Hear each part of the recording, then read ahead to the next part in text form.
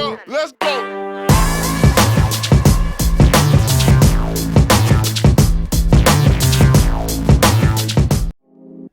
Welcome back to another NerdTots video. I am Namco Nemesis, the Dungeon Master for our main campaign. And we're doing a new segment now. We're trying to do our best to put out as much content as possible. Part of that is, other areas where, we can kind of bring some value to the viewers. I'm sure you've seen Valheim, Phasmophobia, and a lot of the reviews that our group does, and part of my contribution to that is going to be this new segment where we kind of take a peek behind the curtain and a peek inside a dungeon master's brain to figure out what some of the motivations are, why things are done the way they're done, and do our best to kind of justify some of those decisions and maybe explain them so that it makes a little more sense, right? So first and foremost, we're going to start with I'm going to say tentative title, but I'm kind of sold on it already. Deep Dive with Dungeon Daddy. Now, if you think it's stupid or too cheesy, please let us know. We'll obviously workshop a new title, but for now, Deep Dive with Dungeon Daddy, and I am your Dungeon Daddy.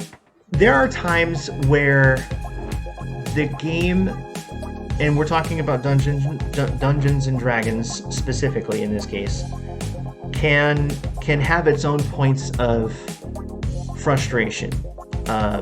Maybe I've spent a lot of time developing and planning for something only to have the characters do a complete 180 and go in the opposite direction. And then you have to just kind of roll with that and figure out what you're going to do to incorporate that into all the planning, all the time you invested in that. Not to mention, sometimes there can be any number of things that happen that make it a little frustrating.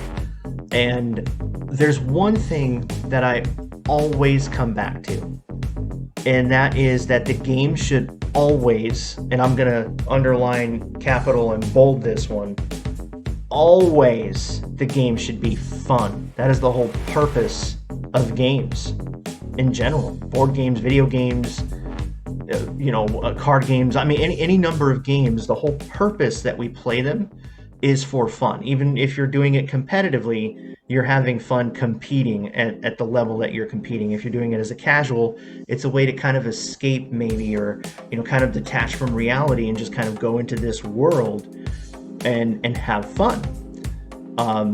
Obviously, the main purpose of games is to have fun, but we also can learn and develop any number of skills and critical thinking, which I think is an important point when we're playing games. But it always comes back to, if it is not fun, we're not going to want to do it. If it feels like work or a task or homework or something, you're not going to feel necessarily as invested as other people would.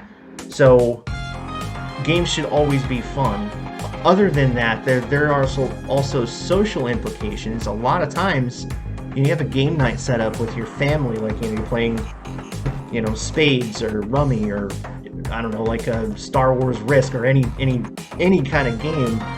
You kind of have your hopes set on that, and that sometimes can be the beacon of hope that kind of gets someone through a particularly rough week. So I think I have stated enough the importance of games and why we play them, because it's fun. It's a release for us, right?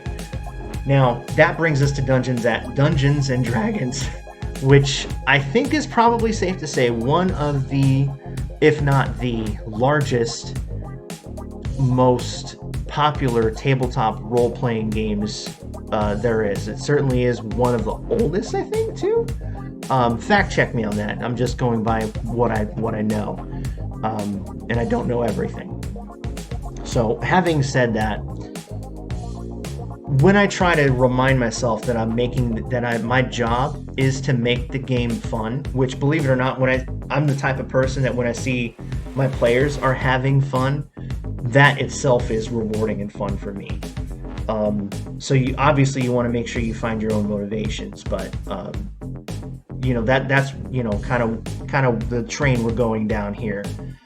Now, in order to remind myself that fun is the ultimate goal, there are a few things that I always try to keep in mind, not only as a dungeon master, but I mean, I've been doing it for a couple of years, and I still feel like I have so much more to learn. And I honestly feel like if anyone gets to a point where they feel like they can't learn anymore, they're not trying anymore.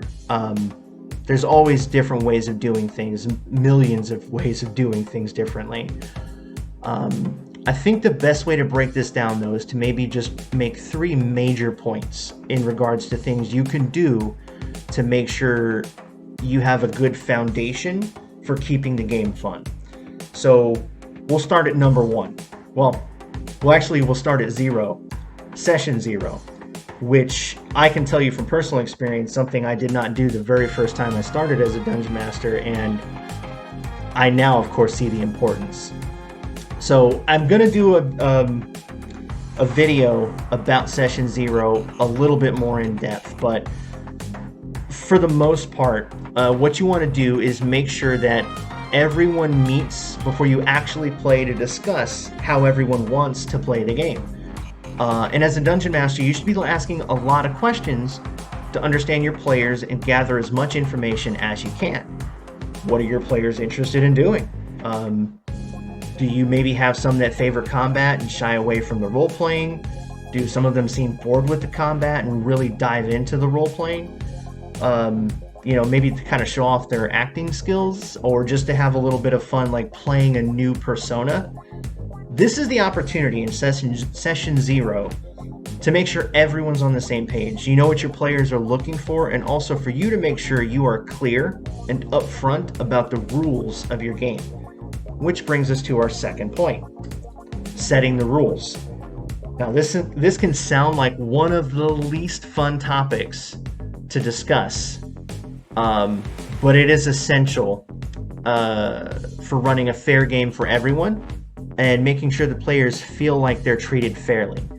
Now, some DMs have rules about using electronic devices at the table, some have rules about who's going to bring the food, some have rules prohibiting metagaming. That's personally a pet peeve of mine. And some have hardly any rules or none at all. I think that rules allow a bit of structure to be introduced into the game, and structure can lead to expectations and better understanding, and obviously at the end of the day, better communication. And you can really never over communicate.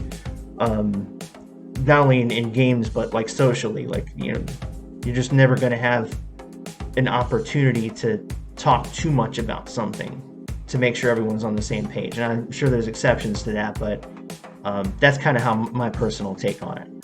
So when I'm outlining the rules, there's really only a few things that I really stick to, because I want to make sure that there's a good understanding. And number 1, subsect 1. Yep. Point number 2, subsect 1, whatever. Rules can change as the game progresses. So I make sure that I communicate this to my players right in the beginning, that I can lay out a rule and then may need to change that later. And it's important to be flexible about that, so that way you're not stuck on this linear path, that as things change, as the players may play their characters a little bit differently, as the characters themselves evolve and grow, you want to be able to adapt to that. And part of that is going to be needing to adjudicate fairly going forward. So you really want to make sure that you're clear with your players, at least I do, that as the game is going on, any of the rules that you've laid down could potentially change. I think you can make sure that you're very upfront and clear about that, and let the players know as soon as possible when a rule changes, so that way they're not blindsided by it, in game. Now, another little piece I'd like to add to that in regards to rules is you don't want to get bogged down with a rules dispute on how something should happen in the game while you're playing the game.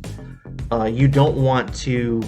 This will typically happen in cases where there may not be much clarity of a rule, and it requires, talking it out to get a consensus, right? To make sure everyone agrees about something.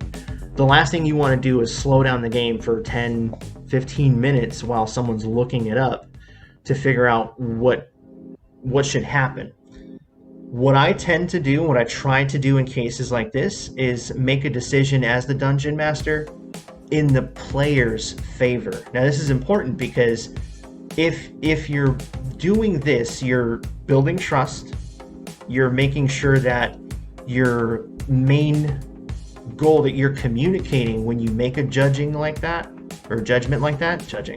when you make a judgment like that is that the players trust and understand that you're doing this again to keep the game fun. Now, it's all well and good. You make the decision for the player in the moment, give them that benefit of the doubt, and then if it's necessary, look up the rule afterwards, and then, before the next game or in Discord, our team communicates a lot in Discord. Just lay it out there, like, hey, we did this in our last session.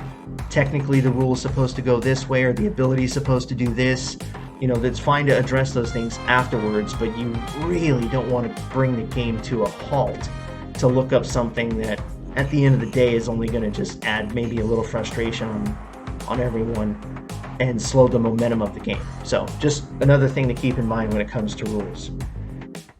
All right, so we're going to go to our third point. A good dungeon master is a well-rounded dungeon master. And I can tell you personally, I love the nuts and bolts of building encounters, fleshing out backstories for NPCs, exploring political motivations, creating new and fun things, new and fun monsters, magic items, all that stuff. But I'm not the best at doing voices and role-playing, unfortunately. Even the few times that I've played as a character, when I've been an actual player myself and not a dungeon master, I've tended to shy away from the role-playing. Now, it's something that I am working on, something I'm continually working on to improve, because it's another facet of the game to keep your players engaged and interested. So we think back to the examples I gave in point number 1, where you have perhaps a player who really enjoys the role-playing and they're not too crazy about the combat. If you're a nuts and bolts builder, creative type like myself who shies away from role-playing, it's going to be a lot harder to keep that role-playing focused player focused on the game and feeling like they're involved and engaged. So you want to make sure that you kind of step out of your comfort zone, expand your skill set, and you can have players chomping at the bit for more, regardless of their different play styles. I've actually looked up like some voice acting videos, and I've kind of watched other groups how they play and seeing how dungeon masters kind of try to portray, and sometimes it can be just a very gradual process, taking small steps as you're going, but as long as you're trying and you're not only trying by learning, but trying by showing to your team, your group as you're playing, that can go a long way towards making the game fun as well. So those are the 3 main points I have as far as keeping the game fun. I have a few other ideas of some videos that I'd like to try. I think I mentioned before session 0. I have one that I'd like to talk about, preparing but not over preparing, and maybe a little bit more of a dive into the, getting out of your comfort zone. But I am absolutely open to ideas of things that you guys would like to see that you may find helpful. And I'm going to be the first one to tell you, I'm definitely not an expert. I have a lot of fun doing this. I've certainly done a lot of things since playing that I don't think I ever would have done had I not been forced to by being a dungeon master. So just things to consider. But yes, I definitely would love some feedback to figure out what would be some good topics to discuss in future episodes. With that being said, I have a little something like I'd like to call like a little extra credit or something. I think I coined this term. I think I came up with it on my own, but if someone else said it before me, I'll obviously give them credit once I find out. But I have a term that I use that I call fudge for fun. Basically, what that means is I'm going to bend the rules sometimes in order to make something in the game more fun. I'll reward a player for a particularly creative way to solve a problem, or, if there's, especially brave facing a monster, helping their team or whatever, that monster may miss just a few more attacks than normal. Um, Fun itself comes from a feeling of accomplishment. So, cutting your players some slack or giving them a break should not be looked down upon. They're playing to have fun. You're running the game to make it fun. It should always be fun. Never forget that. Thank you very much for watching. Again, please provide feedback. Give us a like and subscribe. Click the little bell notification. Have a great day.